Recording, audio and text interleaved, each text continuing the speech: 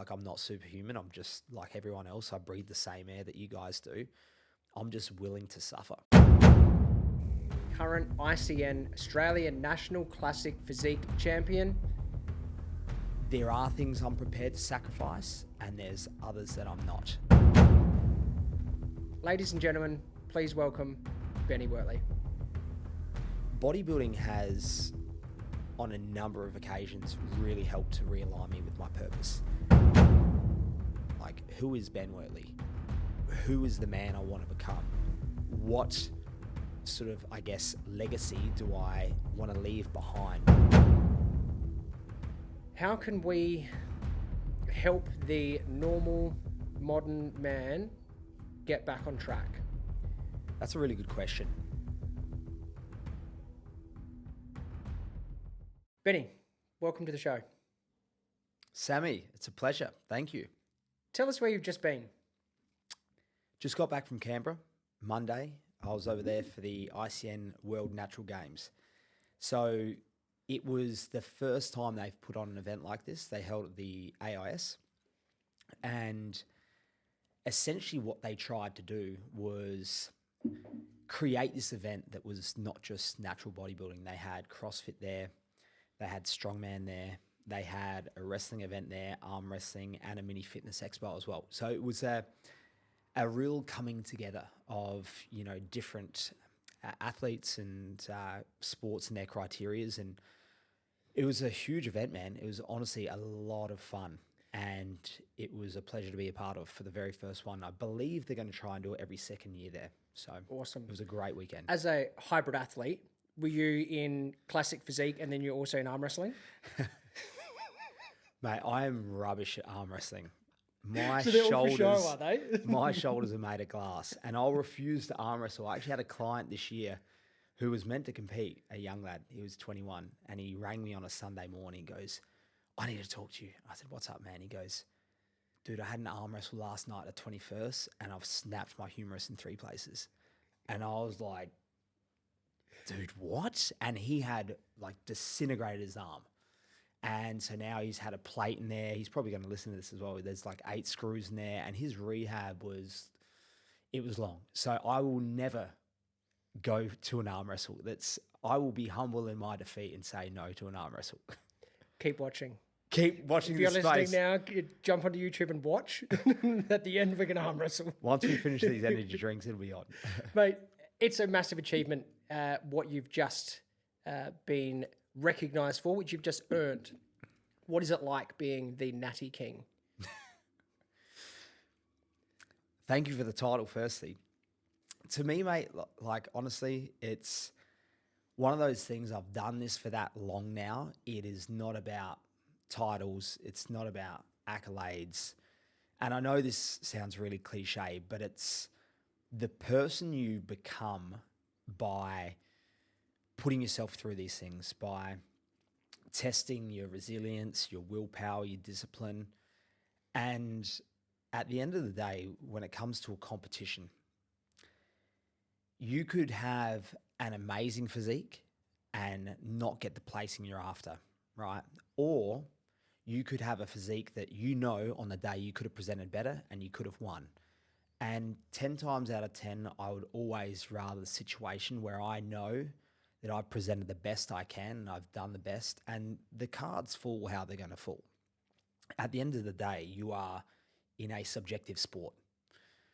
Some people like Chinese food, some people like Italian food, and bodybuilding is very much like that. Yes, there is criteria that the judges are trying to judge to, but it's kind of like artwork in a way where what appeals to one judge may not appeal to another. So I think the older I've got and the wiser I've got, the more I've detached from the end, I guess, outcome or placing, and more put the emphasis on the journey itself. And this one was a wild ride. It was a lot different to all the others I've done. And I can honestly say that I'm really proud of myself for this one, because it was probably the hardest one I've had to do. I condensed what is normally 20 to 24 weeks of dieting into 7. And in doing so, it was a challenge. And I love to throw myself in the furnace, and I love to see what I'm made of. And this time it really tested me. So all of that means more to me than the placing outcome, which I'm stoked with. Don't get me wrong, but I think it's the actual journey itself this time around that I'm really, really happy with and proud of. I think it's Arnie that says strength doesn't come from winning.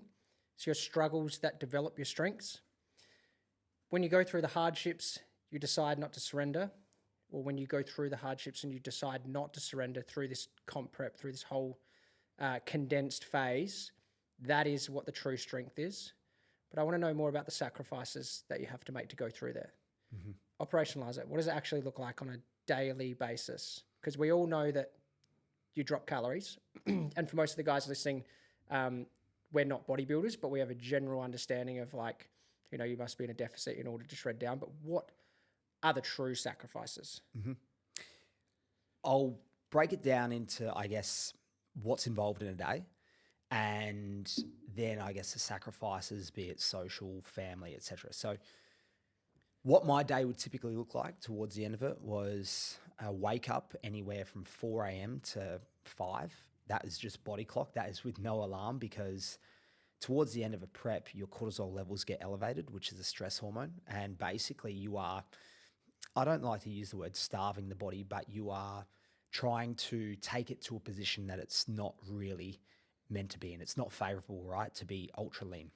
You're getting into hunter mode. Correct. Real exactly. primal hunter mode. Exactly. So it's more important for your body to wake up and seek food than it is to sleep. And that's why often towards the end of a comp prep, a lot of competitors, they experience this like difficulties with their sleep, where you are literally wired and looking at the ceiling at sort of 4 a.m. So I would get up, I'd go and do my walk first thing in the morning, which is about 60 minutes to try and get my steps up, come back. That whole time throughout the walk, I'd be looking forward to my espresso. So you and I both coffee connoisseurs, if you will. And so I'd get back. Yes, I'd get back. I'd have that coffee. About an hour later, I'd have my first meal. Now, the meals at the end of this prep, in totality, they came to about 1,850 calories, which for me in my body type is very low.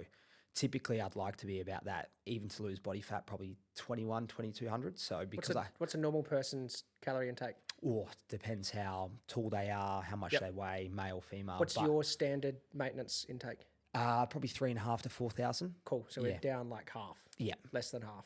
Yeah. So essentially throughout the day, I do a lot of office work like yourself. So my job role is not physically laborious, but very mentally taxing. So for me, I'm doing that job throughout the day, and then my big training sessions in the afternoon, about 3 o'clock every day. It's about 2 hours worth down in the gym, heavy resistance training. Then I'd come home, and then it was dad time. So my partner, she would go to Muay Thai as I was coming in the front door. So it was a fist pump, a tag team. I would then take care of Banks. So that is the nightly routine. Normally another walk with the dogs, feed him dinner, cook my own dinner, then try and sort of start to wind down around 9 p.m. So the day is a combination of probably 5 or 6 meals and trying to play dad, trying to play business owner, and then obviously the training side of things as well. So you learn to organize your time in a way that everything is optimized. So if I need to make calls or send voice memos to clients, I do it while I'm doing my steps. Other things throughout the day is like, again, I might be doing audios whilst I'm cooking my meals or my lunch. So everything, you are almost like task stacking to try and optimize your day. And you're doing all of that whilst your energy levels are rock bottom. And you saw me a couple of weeks ago, you become a bit of a shell of a human. So in terms of sacrifices, there is a lot.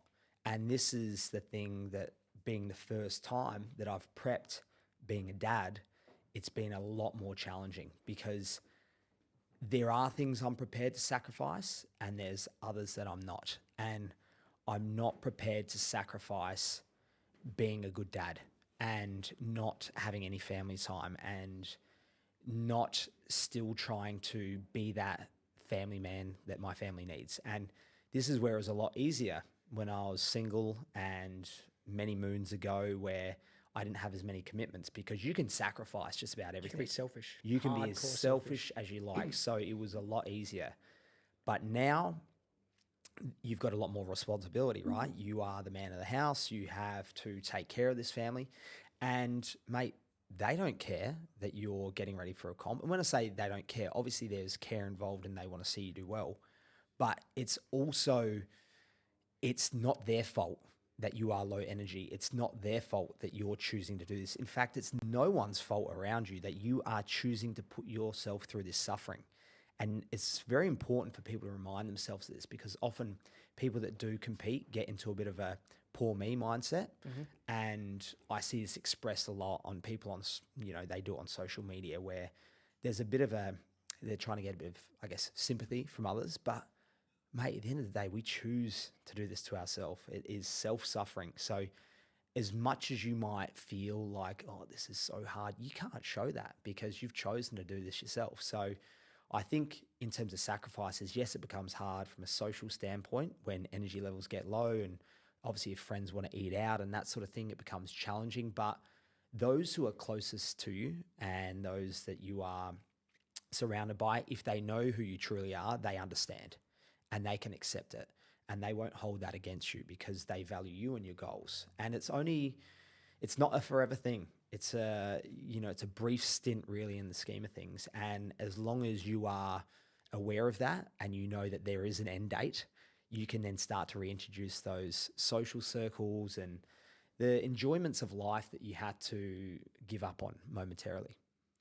Does it become more enjoyable? The mundane things become more enjoyable when you have them back? It's funny you say that. One of the best things about competing is the appreciation you get for the simplest things in life. Like, I'm talking a grain of rice. I was going to say buttered toast. The simple things, man, the simple things. And it's crazy how much your brain adjusts, right? Like when I mentioned to you the other week where the night before I would be thinking about my morning coffee, right? And I went through this phase where I love coffee anyway, but towards the end of the prep, man, I am ordering all these different bags of these different roasted coffee beans. You really went hard on the beans, didn't you? I went hard on the beans. And normally you read the packet and it's like, subtle tones of caramel and, berries. And when you're typically not in a contest phase, I can't really taste the difference, An espresso tastes like an espresso. Man, I'm telling you, I could taste every single note written on these packets. So every one of the 3 calories. Exactly. You start to appreciate these things, and even just food as a whole. You start to realize, wow, those restaurants I went to, yeah, they were nice, but at the time I didn't really appreciate them. Whereas now I'm enjoying this Himalayan pink rock salt on my basmati rice, and the other thing you really appreciate, like I always get this overwhelming sense of gratitude once I'm done, is just the simple stuff in life where you can, hang out with your partner when you've got energy. My brain works again.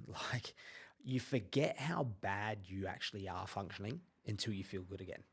And I realize now, like I only competed last Saturday and it's Thursday today. So within 5 days, I feel like an entirely different person. Like I'm happy again. My morning walk, I've got like smoke coming off my feet. I am moving. Whereas last week, dude, I'm dragging my heels. It literally feels like you're walking drunk without the fun side. So it's just this laborious movement. And if you're not focused forward, I sort of track a little bit one side, track a little bit the other.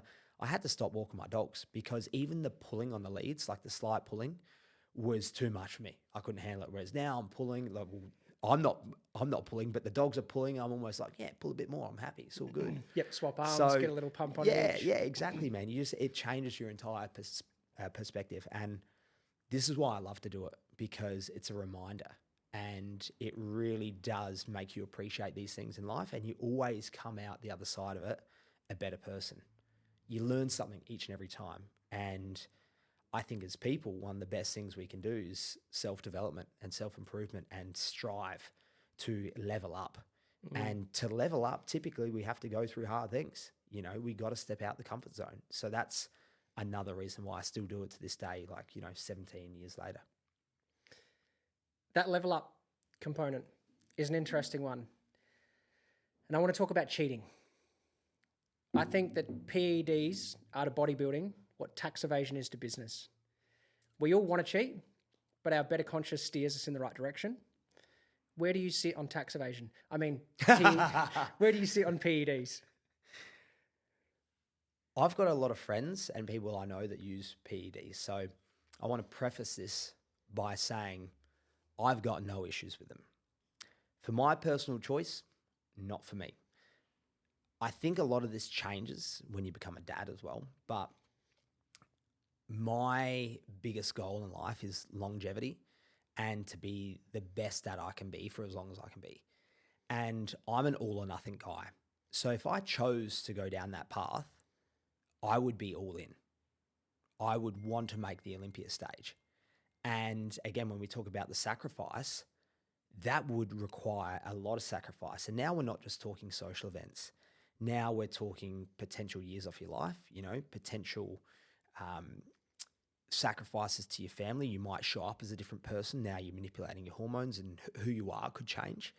And I'm not prepared to do that, where for me, I've done this naturally now for so long. And if I was to go down the other path, I've probably missed the boat anyway. I'm 35 now.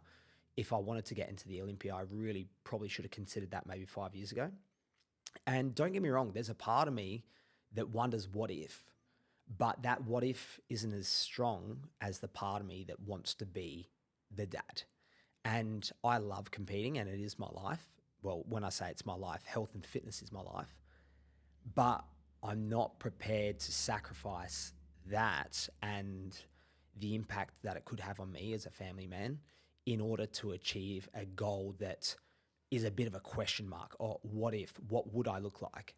And I think like you look at these guys like your Chris Bumsteeds and it's amazing what the body can do and what these people can achieve. And like I said, I know a lot of people in the industry that do. And for the right individual, I think if that's aligned with their goals, well, then go for it. But for me personally, it just doesn't align with who I want to be in the next 10, 20, 30 years. So I'm not prepared to sacrifice that future me for like that carrot that's dangling in front of me in the short term. So have you noticed an increase in the trend of bro science and just the normal everyday gym goers that are dabbling with anything from peptides all the way up to hormone replacements? Or massively, hugely. It seems like it's really prevalent. It seems like every second podcast is plugging a peptide or any PED. And I think, honestly, man, a lot of that is to do with what we're exposed to on social media. Because this is the thing, right? If you've got two physiques on social media, one being a natural guy and one being an enhanced guy, arguably which one looks more impressive, right? And the thing is, on social media, a lot of these, with the majority of people probably being younger users, they see these physiques that are more impressive, and naturally there's going to be a tendency to want to look like that, right? Where when I first started, back when there's black and white TVs, but no, when it was 2007 was my first comp. It's colour phone time. Mate, I didn't get Facebook until 2008, I'm pretty sure. So 2007, I had MySpace, right? And that was for basically looking at high school girls in your area. And seeing who was listening to what. Yes, what songs, and also the top friends list was always very brutal. Really brutal. Very brutal. But I was never exposed to that. So I had about 4 different bodybuilding subscriptions, like magazines, and I'd look forward to them every month. They get on my doorstep. I've still got pretty much all of them at home. And that's where I would learn my information and see the inspo. And like, admittedly, most of those dudes were the enhanced guys as well. But the guys in the gym locally, those who were using were a bit more like the outliers. Like they were the serious, hardcore bodybuilder guys. Everyone else didn't really have much of an idea and was just having a crack. Whereas now, you fast forward, whatever it is, 15, 16, 17 years, we've just got this overload of information. There's the YouTube, there's, the TikTok, the Instagrams, and not only do we have this overload, but the health and fitness industry is huge now. So there's so many of these like influencers on there, and a lot of them are on that enhanced path. And the trouble is that like a lot of them don't actually promote the honesty around it, and they say that they're not. So then that can confuse the followers and think, oh, maybe they're not, maybe they are. But then I think there's this underlying temptation now for the younger people to want to fast track it, right? And get there as quickly as possible. Whereas I think for anyone, if you want to go down that path, that's fine. But learn how to nail the fundamentals first. Like learn what each macronutrient does in the body. Learn what calorie intake you should be on. Learn how to lift properly. Like that is huge, because a lot of these young guys in the gym, man, they're setting themselves up for a really rocky future where they're mixing things hormonally, but also with poor lifting mechanics. And I'm telling you, man, it's going to come crashing down. Macro or micro understanding. It's going to come crashing down. Like there's this, that Sam Ackland guy. Yep. Which, hey, he seems like a really good dude, and I'd love to meet him. But because he is actually quite honest about his path and his journey, he's a young guy that is extremely enhanced. And I know his nutrition is probably not optimal either. And so then you've got all these young guys aspiring to be like this dude. And I think because he is so relatable, because he just seems like an everyday guy who is massive. Mm-hmm. So then these young guys, it almost seems like it's more, I guess, achievable. And if It that's normalizes it, doesn't it? Correct, man. Yeah. So I know that was a bit of a long-winded answer, but I think nowadays there's just, as a society, we want things yesterday. Like everything, our patience is just minimized. So there's that side of it, which encourages the use of the PEDs. But also it just seems so normalized, like you said, because it's so now, it just seems so popular. And so I guess, what's the word I'm after? Like it's not a minority anymore. It's almost like It's the norm. It's a part of your stack. Yeah. If you talk to someone in the gym, they will happily tell you anything they're on to the milligram. Yeah. If that's how they're choosing to measure it. Yeah. We don't all aspire to be on stage in our jocks, but we all definitely feel more confident when we're proud of the body we're in. How does your discipline translate over to the world of business? That's a really good question. And it's funny, a good friend of ours, Toby Pierce, he often says this to me, where he says, imagine if you had the same discipline with your business as you did with bodybuilding. And that one always hits home with me. That has to hurt. Oh, yeah, man. Because there's a priority there. Yep. And for me, I've always found physical discipline easy. Not easy in the fact that it doesn't hurt or I don't struggle. By all means, it's bloody tough. But ever since a kid, I always wanted to do as well as I could physically. Sports days, sport teams, little athletics, which all of these things sort of led me to who I am today. But I had no issues at all pushing my absolute hardest to try and be number one. Whereas with business, I probably don't have that same competitiveness in me, and that same, I guess, it's like a dog after a steak, I don't have that same fire burning within me. And for the work component, for the mental, I suppose it's the work output. I'm prepared to do the work output, but my thing probably is that I major in the minors a little bit. I'm a perfectionist. And as you know, perfectionism is the enemy of growth and speed. Can be. And I spend too long on things that probably don't need to be as finely tuned, and so for me, I think even just my knowledge base to do with business, it isn't what it is with health and fitness. And don't get me wrong, my discipline still applies, and I still give it the best shot I can.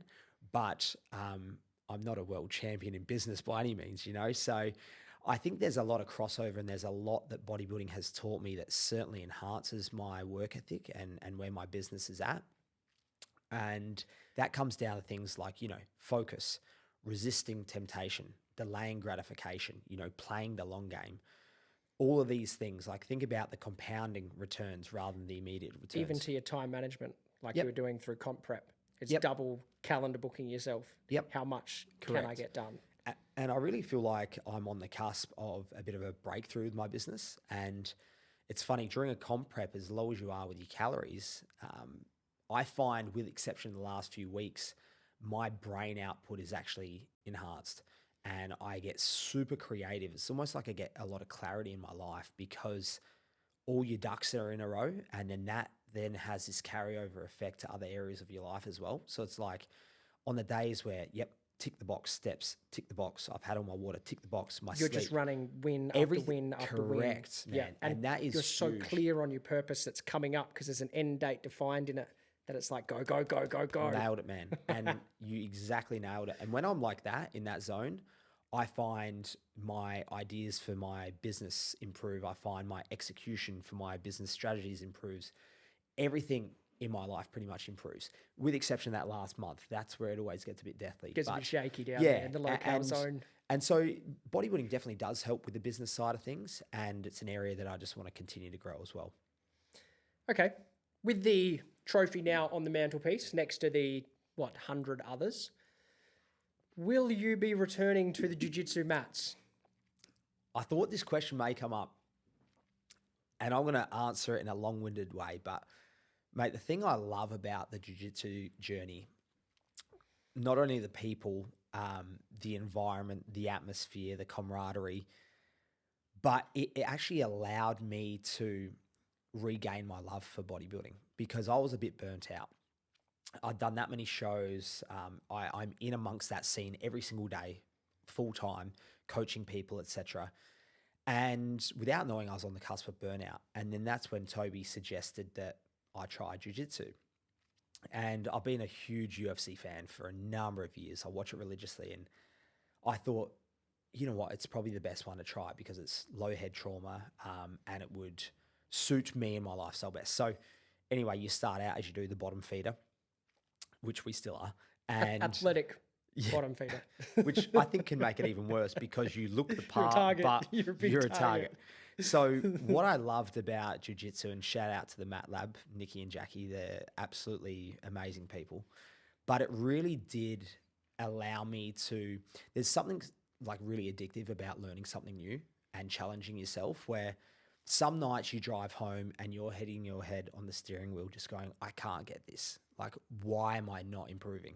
And then other nights you're driving home, like windows down, like on top of the world. You're just full of all these endorphins. I would always ring my mates or my mum on the way home, all cheering, even though I'd been choked out about 4 times. But there was something very rewarding about that process of, right, putting yourself in a challenging situation which you don't feel comfortable in, and then coming out the other side a little bit better. And so by doing this over and over and over, I loved it, and I loved the community, and I loved the challenge. And obviously we had a great time going to the ADCC and the CGI in Vegas. It was incredible. And I think for me, the only issue is now at my age is recoverability to try and do BJJ and the weight training at once, because I was still weight training 5 to 6 times a week and trying to head out to Mat Lab like 2 or 3 times. And so I started experiencing injuries. And as much as it hurts me to say, I'm not the 21-year-old anymore. I thought I was, pretty bulletproof, and just it really impaired my recovery. So I'm going to have to see how I go juggling both hats. I would love to get back out there, but I'm also one of those people that I hate being bad at things. So I have to make a bit of a decision. Do I go all in on what I think is going to propel me and my business forward? Or do I go all in on something? Selfish hobby? Or do I go all in on something to, the one day that you and I meet at a barbecue after a couple of beers and we get out the mats and, for that one moment. But I love it. And I will be back one day, whether it's or not in the next couple of years. I've got a lot of thinking to do because I really want to, between this age now and 40, maximize the rest of my bodybuilding career. Like, not to say that I'm going to retire, but really my peak is going to be between now and 40. And I really have to double down on that, because I would rather know I've absolutely tapped out my full potential as a natural athlete and bodybuilder, and then go back to jiu-jitsu rather than sort of try and do both at once and go, I should have just focused on one, and then kicked myself going, what could have I actually been with the bodybuilding? Makes sense. I'm going to stop you right there. This has got you thinking about your own business, then you're not alone. I work with founders to develop and implement the right growth strategies, and we focus on what you truly desire from your business and build a plan to bring these goals to life. Our work together is pretty fast-paced, and we want to reduce the opportunity cost of making the wrong decision. It's my job to show managing directors how to lead their company with educated confidence. If you want to chat about your options, shoot me the DM mentor to my Instagram @sam.ackland, and let's get back to the show. I thought the Arnie quotes would be good because we both like to joke a little bit. They're not necessarily joking quotes, but there's always a bit of fun and tongue-in-cheek that come out of from what he says. This one's explicitly good.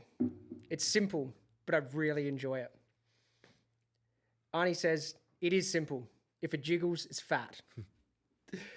I was talking with Corey Boutwell on a previous episode, and this was about the message that a leader portrays when they're out of shape.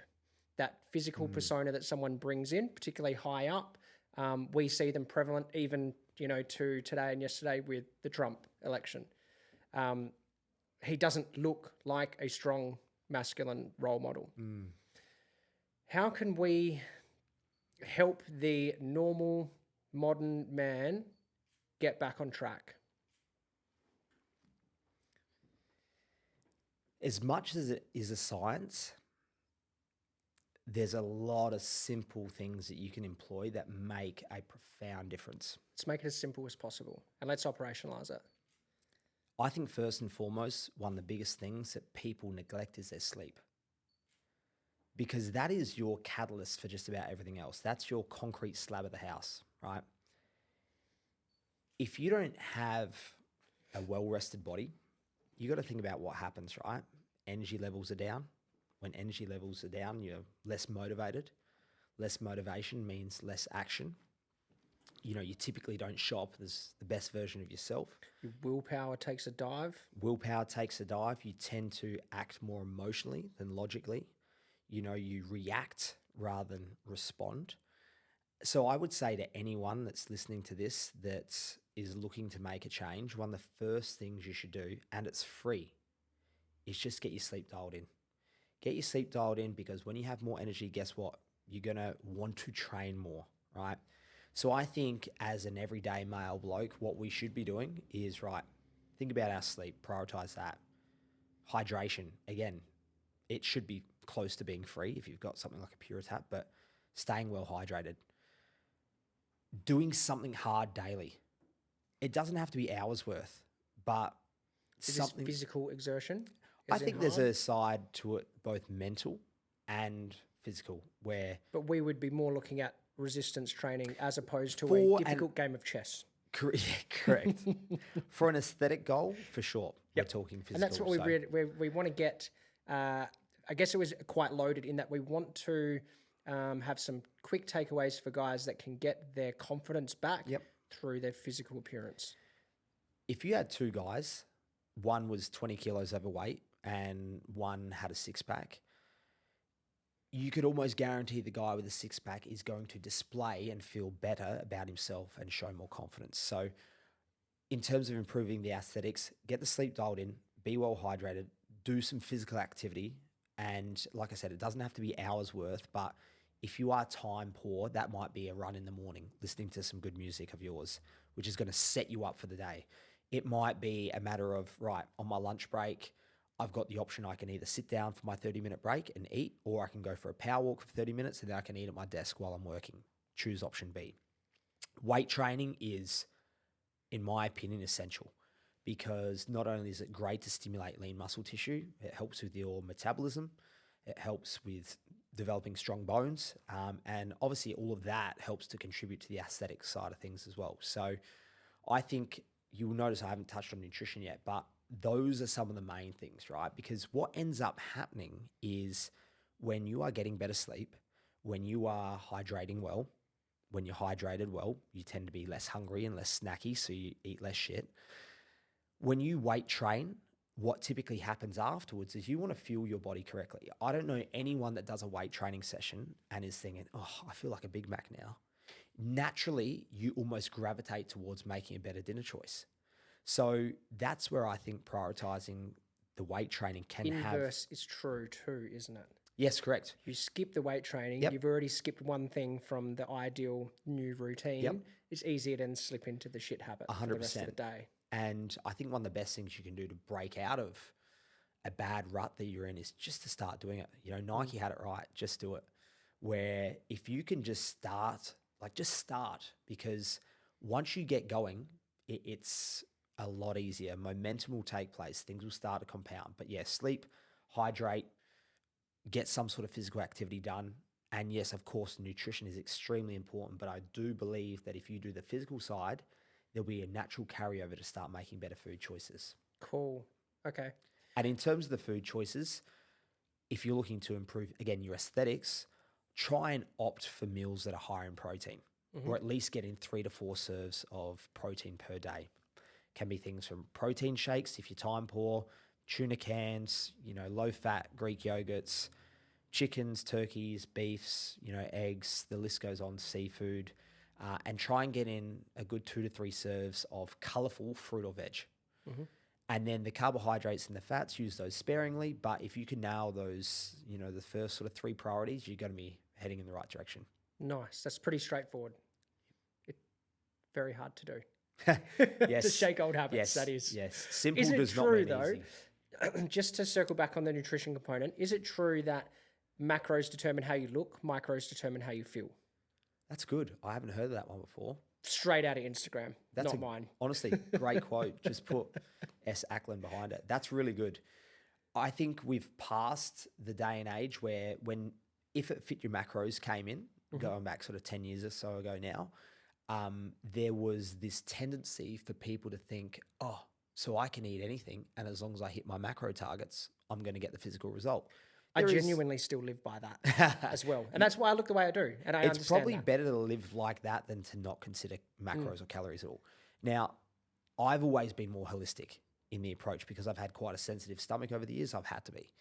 And I honestly think feel good. So it comes down to the quality of your food. And I'm not to say that all packaged food should be demonized or is bad.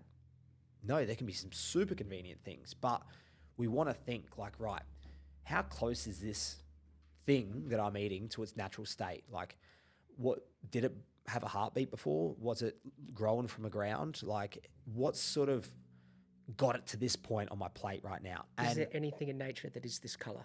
Correct. Besides flowers. And I think if you can live with 75, 80% that whole food sort of stuff, and then leave space for some fun C4 cans. Yeah, correct. And that tends to have the best result in people because a diet's only as good as it can be sustained, right? So I could write you, quote unquote, the perfect diet plan, right? Hitting all your micros, all your macros, anti-aging and make you feel 21 again. But if you genuinely don't like it or find it super difficult to stick to, are you going to stick to it? No. So then is it the ideal diet? No. But if we can get you with 75, 80% of the good stuff, and you have some treat food in there as well that you genuinely enjoy, so you get to the end of your day and right, I've got my 200 calories spare.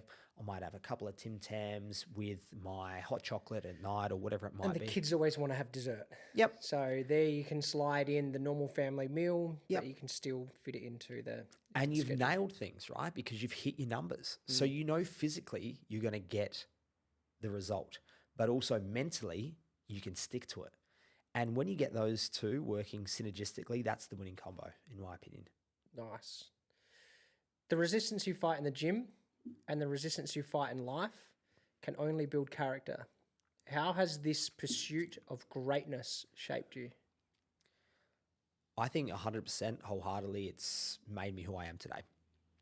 And I attribute a lot of the qualities that I have from pursuing natural bodybuilding. And for me, it's taught me so much from, like we've sort of discussed, on doing the hard things and putting yourself in the furnace. And being a coach myself, I like to lead by example. I will never tell a client to do something I wouldn't do myself. And I think they genuinely appreciate seeing me go through the struggle as well. I'm not superhuman. I'm just like everyone else. I breathe the same air that you guys do. I'm just willing to suffer. Still makes you relatable as well. 100%, man. Yeah. And I think suffering by choice is a good suffering.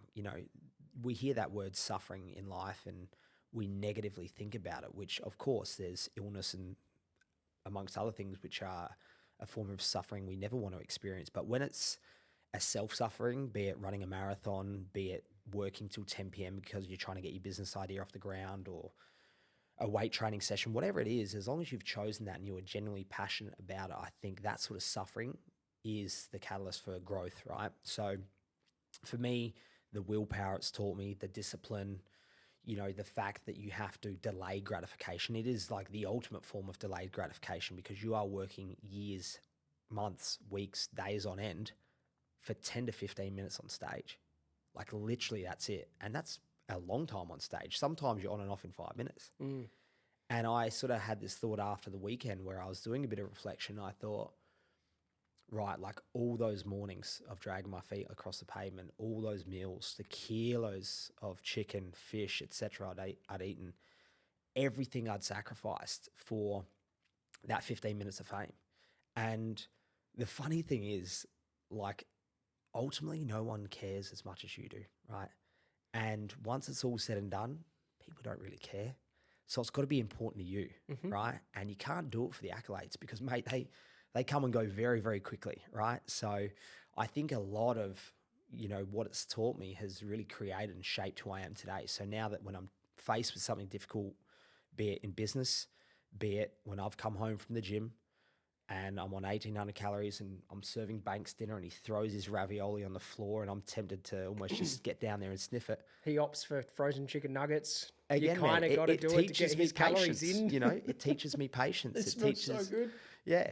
There's a lot of these traits that have crossed over into other areas of my life. So I think one of the main things, if I was to use one word, it'd be discipline. That's the number one thing it's taught me, and that's the number one thing that I utilize each and every day.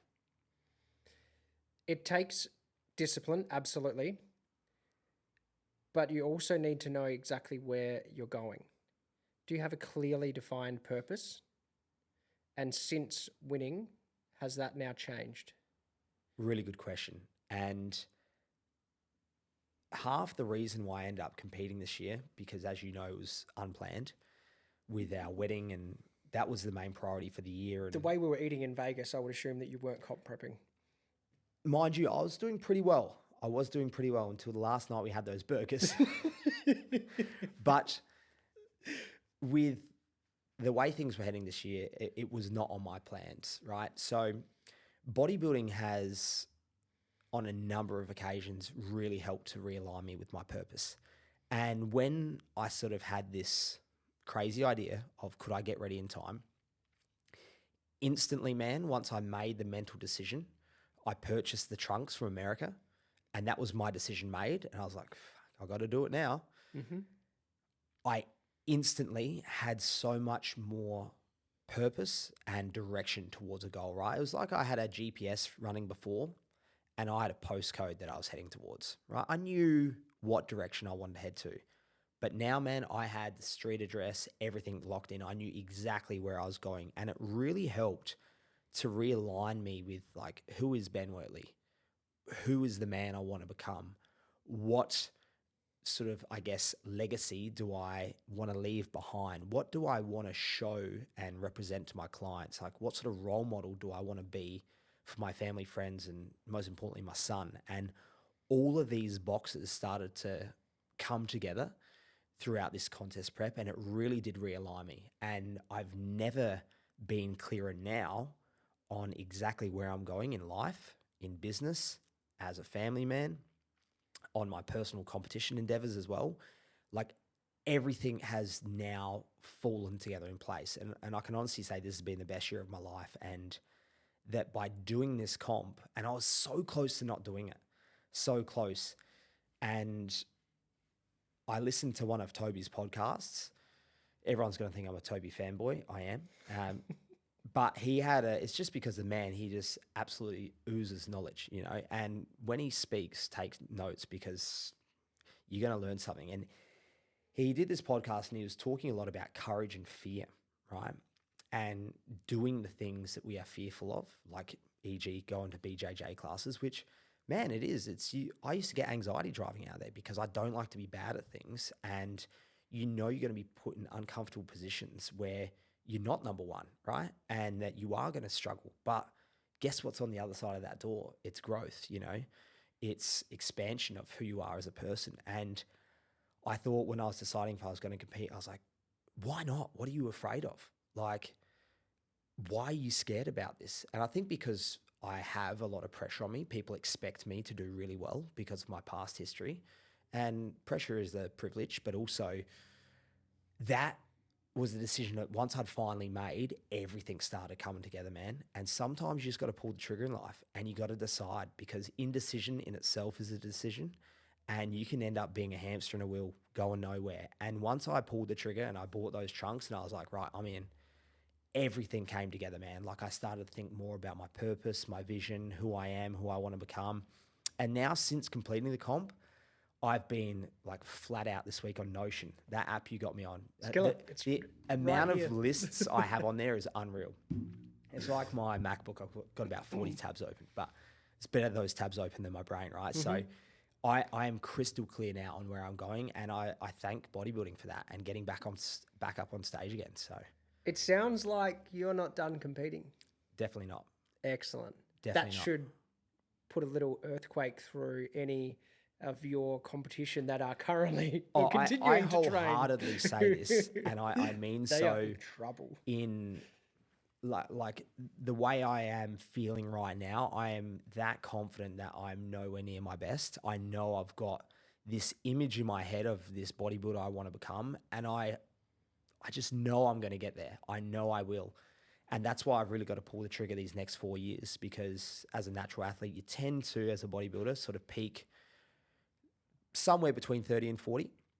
And now I'm 35 and a half. And I just know, given circumstances in the lead up to this comp where injury, short-term dieting, we had the wedding, this was not the plan this year. And given how I was able to pull things together, I wholeheartedly know and back myself in that, like, give myself 2 years, which is the next goal, 2026, I'll be competing again. Attacking this improvement phase and then the dieting phase with the mindset and the vision that I've got now, I know the best is yet to come. And that's what excites me. That's what ignites the fire in me, because I'm definitely not done. And had it not been for that decision that, using a little bit of courage and not being scared to do it, sometimes you got to put your hat in the mix, and it was literally one decision, right? And the way it's compounded now and had a positive effect on every other avenue of my life, it's crazy. Like, Ed Milet's got this book, I think it's called One Decision, or it's called One Something, right? And he talks about we are often just one decision, one conversation, one interaction, one business deal, whatever it might be. Sometimes it's just one thing from completely changing the course of your life. And man, it's true. It is. So that's why I think as individuals, we've got to put ourselves out there for these opportunities. We've got to do the things that scare us. We've got to put ourselves in uncomfortable situations, because it could be that one situation, that one decision, that one choice that totally changes the course that you're on, the outcome of your life. Banks must be really, really proud. Once he gets a little older, he'll understand the true gravity, but he must be really proud to have a champion father, a true elite. Must be awesome. Careful, mate. You'll make me fast blink.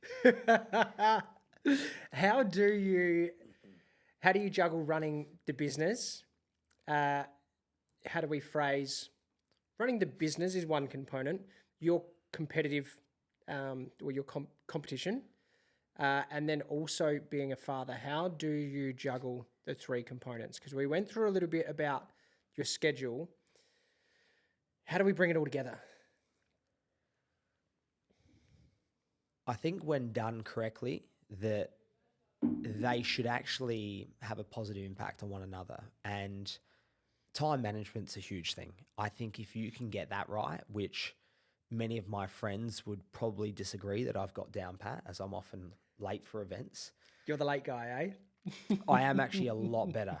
I would say that I'm not just the late guy now, that Georgie has surpassed me in this department. So I think once you get the time management down pat, that those three, the business owner, the athlete, the dad, they can work together and they can have a positive impact on each other.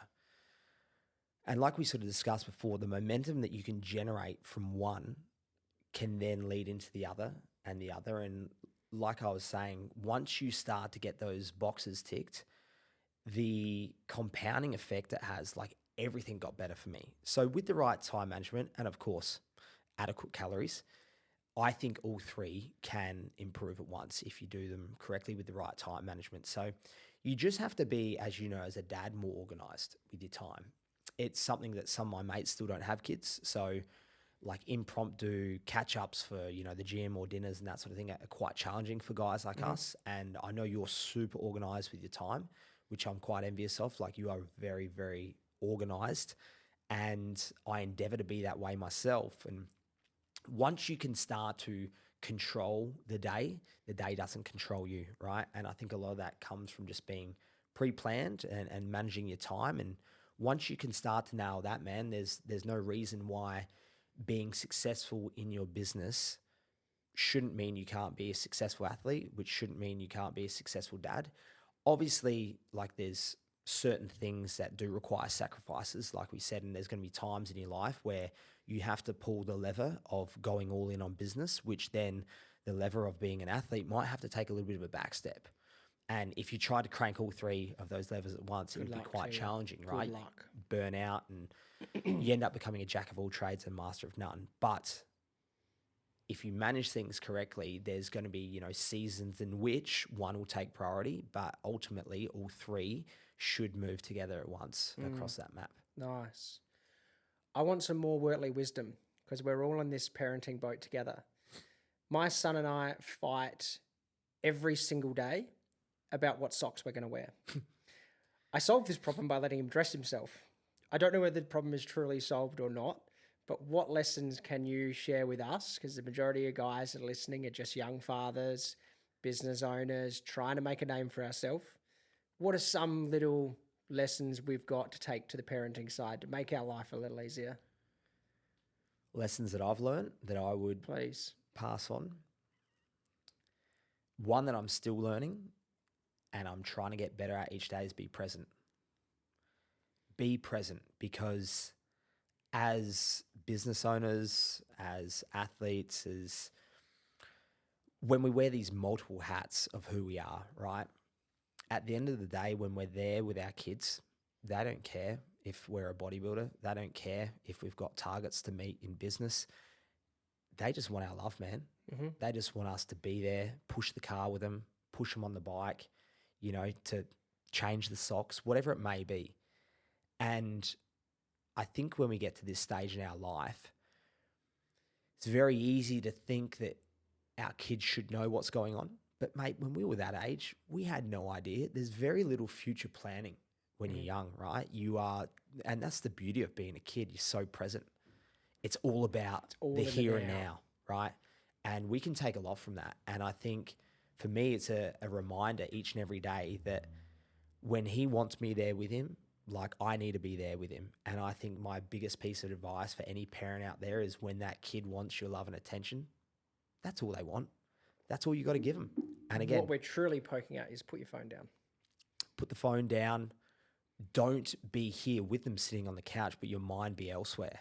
It's really, really hard to do. It's tough, man. It really is. But like anything, it's practice, right? And I try and use some cues to bring myself back into the present moment, where it's like, what's something I can see? What's something I can hear? What's something I can smell? What's something I can feel?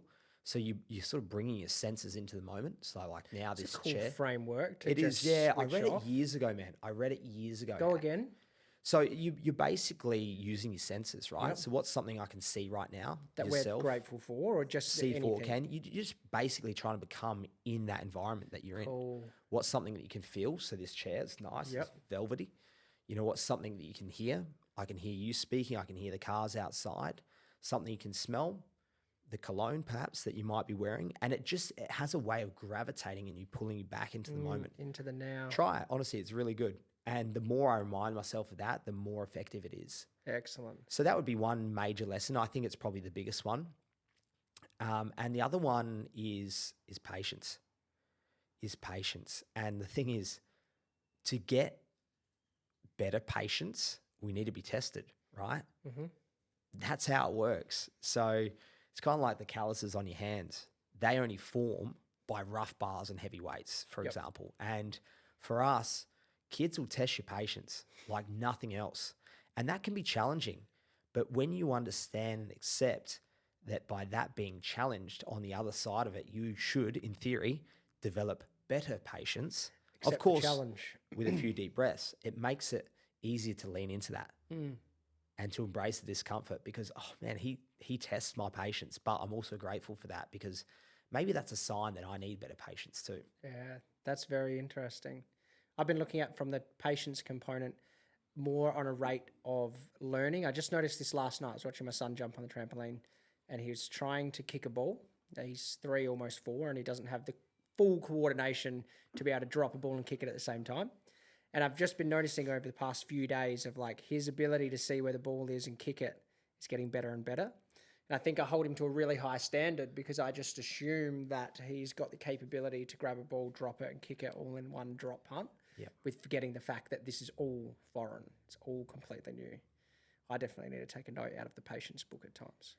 And I think that's just sort of what we touched on earlier is that because we have, 35 years of built up knowledge, experience, failures, etc., that we've started to develop a little bit of the understanding, right, and the cheat code. But these kids are young, man. They're still in that working out phase. They have to mess up.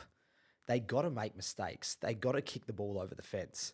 The more times they do that, the better, because it means that it's probably going to be one less ball over the fence next week. And, they're just these little sponges, right? They're trying to absorb everything that's around them, be it our actions. And that's why I think it's really important to be present and consider how you're acting in front of your kids, to consider what your temper is like, because mate, they pick up everything. They're incredibly smart. What Banks has picked up on with me is mind-blowing, to the point where Georgie will sometimes get a little bit cross at me because I'll do something funny. Bang, he's doing it straight away. I did something once where I think his plate was like on the ground. I was like, oh, Daddy will put his toe in it. And literally I went to dip my toe in it. And then for like a week later, he was putting his foot in every single meal that came out, whether it was mine, Georgie's, his, the dog's. Like, that was He's once. just having a laugh. Picked it up once. So being cautious of how you act, and like, even I've got a Labrador, a chocolate lab, which that I guess prefaces this a little bit more, where he is notoriously naughty, right? So he will, when I'm paying attention to Banks, grab anything. He wants my attention, right? And so he tears our house up. And I have to be careful how I speak to the dog in front of Banks, because Banks doesn't understand that that's just a dog, that, he's experiencing an emotion that I'm projecting. So I don't want him to be then projecting that emotion to other kids at his childcare and that sort of thing. So I think it's, we just have to be on our A game around our kids, because that's something that without us even knowing, they're going to pick up on. Tell me, mate, what are you currently learning? In terms of topics that I'm currently learning, there's a few that are always sort of rotating through my curriculum, if you will. Like, I'm a big book reader, and one of them is always on mindset, right? In terms of like, how can we develop this thing between the ears to, I guess, maximize who we can become, and to give us, these traits like resilience and mental willpower. And I think both from an athlete perspective and a business owner, father, all of these people we're trying to become, right, and excel at, I think all of those can be improved by improving what's up in here. So I'm always doing something to do with mindset. So I've got a few books on the go with that. I'm actually reading a Ned Brockman one, he's an absolute legend. And it's a super easy read, because I do a lot of my reading before bed. And I was finding not only do I get tired quite quickly, but I wasn't actually absorbing a lot of the material. So it's a super easy read, great before bed.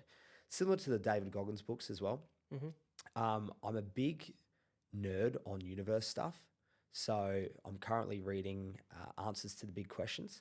And there's a lot in there, man. That's not a before bed book. I tried before bed, and I would be reading the same page 3 to 4 times over. So I love learning about the universe. And I think why I love it is, A, it's super interesting. B, because it has a way of diminishing the size of your problems very quickly. So when I'm super stressed, I'll actually read stuff on the universe, because it puts things in perspective very quickly. Zoom out. man, very quickly. And I actually encourage, if I have a client that's going through a tough time, there's a video I've sent so many people, and basically it's a girl. I think she's on a picnic rug on her phone, and it's a Google Maps type thing, and it zooms out, and she's in like Silicon Valley, and it zooms out, and it shows obviously, California zooms out, America. It keeps zooming out, right, until it goes from the Earth to, our solar system, etc. And you realize how small we are, like how insignificant we are, and also how brief our time is on this planet. And so then it zooms back in, and whenever I watch that video, man, it has an amazing impact on me, and just dissolving on what I think is a current stressful situation and putting it into perspective. So I'll always be learning something on that. And then typically the other two topics are the human body, whether it be training focused, biomechanics is a big focus of mine. I love that, or nutrition. And then typically something to do with business, which is be it, ways to scale or strategies. So they're my main topics I rotate through. Mm-hmm. Are you reading one book on each at every point in time, or do you alternate between topics, books? So I've probably got 4 or 5 books on the go, and I will read them depending on how I'm feeling and at what time of day. So often, because I eat a lot, I'll try and do some form of reading or a YouTube video on said topic whilst eating. Cool. Then in the car is my podcast time, or when I'm walking. So again, task stacking, right? So So in the car, you solely listen to Sam Ackland lifestyle podcast. Yes, that's it. I'm going to listen to this one on repeat. But so again, situational and how I'm feeling mentally will determine which topic I'm listening to at that time. So if I've got a lot of energy, I will go all in on the business stuff. When I was getting towards the end of the contest prep, it was more on, learning a bit more about stoicism and mindset type stuff, because I found the business side of things from a energy consumption standpoint really quite challenging. Because a business book is always like more things to do. Dude, yeah. And also you have to be 100% into it and take notes on it. And so I'll rotate through, man, depending really on how I'm feeling and then the task at hand. Like, for example, if I'm cooking and I've got a podcast in, it's really easy to listen to interview type style. Whereas if I'm really looking to learn something on biomechanics, personally, I don't do too well with the audio side. I need to either be in front of a computer screen if it's a lecture, or a notebook and a book so I can actually take notes. What's your definition of success? I think the definition of success is, in my personal opinion, reaching your individual full potential. So again, for you, that's going to be different than what it is for me, but I think it's about really trying to maximize the potential that you've got and really have a crack, so that when we get to the end of this game we call life, you can honestly say, you know what, man, I tried my best. I left it all on the court.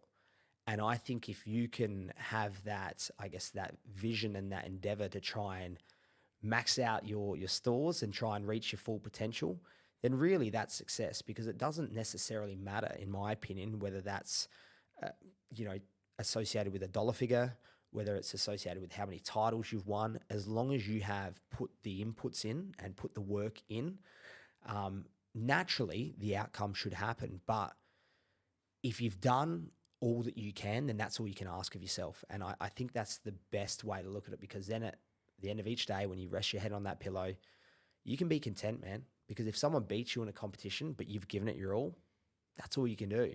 If someone wins the job that you went for and you put on your best presentation to those people and did all your due diligence, again, you can rest your head easy knowing that you left no stone unturned. So for me, I just think it's about maximizing your full potential and just giving it your best shot. That is success. Benny Wortley, I appreciate you. Appreciate you, man. Where can people find you? I am getting better at social media. Oi, watch this space. 35-year-old, look out. Watch this space. I've said to myself over the next year, 3 uploads a week. So cool. Okay. Which it's normally once every 3 to 4 months is actually my average. It's coming in hot. So it's Benny_Wortley. You'll see the profile picture, bright purple trunks. Uber jacked. Yeah, a little bit more tan than I am now. Yep. Excellent. That's the main one, man. I've got Facebook as well, but that's more for family and friends. Locally in the area, if you're in Adelaide, I train out of Right Away Hackham. Say hello. I float around some other gyms as well. I'm not as tall in person, but equally as friendly. So thanks for having me on, man. I really appreciate it, and it's been an absolute pleasure. My pleasure too. Bye for now.